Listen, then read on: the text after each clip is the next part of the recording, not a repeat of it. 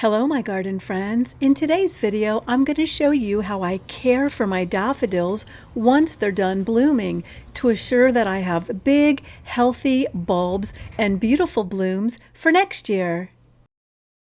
Once I see that my daffodil blooms are starting to fade, the first thing I'm going to do is remove those spent flower heads because I don't want my daffodils' energy going into creating seed pods.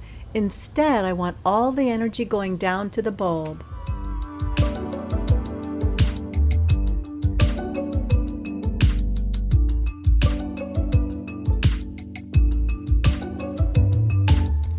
The best way to deadhead the daffodil blooms is to just pinch or cut off the flower head.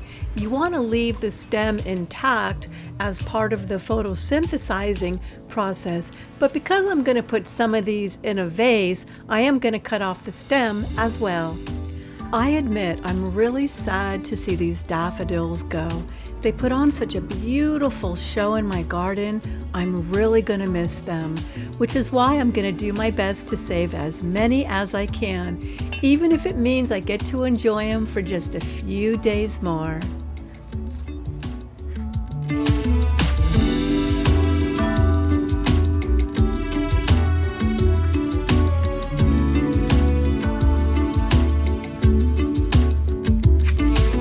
Once I remove the faded flower heads, I'm going to leave all the foliage intact for about 6 to 8 weeks.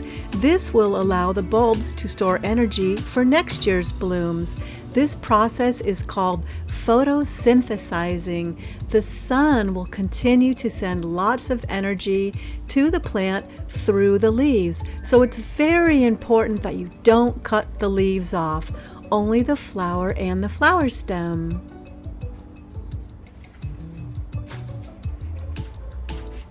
So you might be wondering, wow, when these leaves start to die and turn brown, they certainly are not going to look pretty in my garden. You're absolutely right.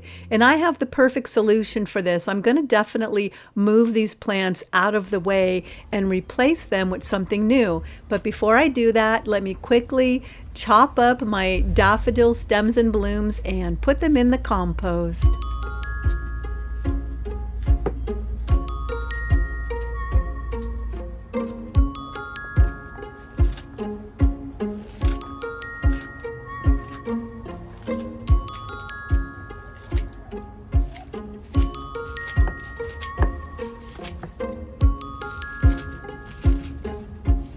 Okay, now that the flowers are all gone, what do you do next? Well, you can do one of 3 things. The first option, do nothing at all. Just let the leaves die back naturally, leave the bulbs in the ground, and hopefully in your area they'll naturalize and come up again next year.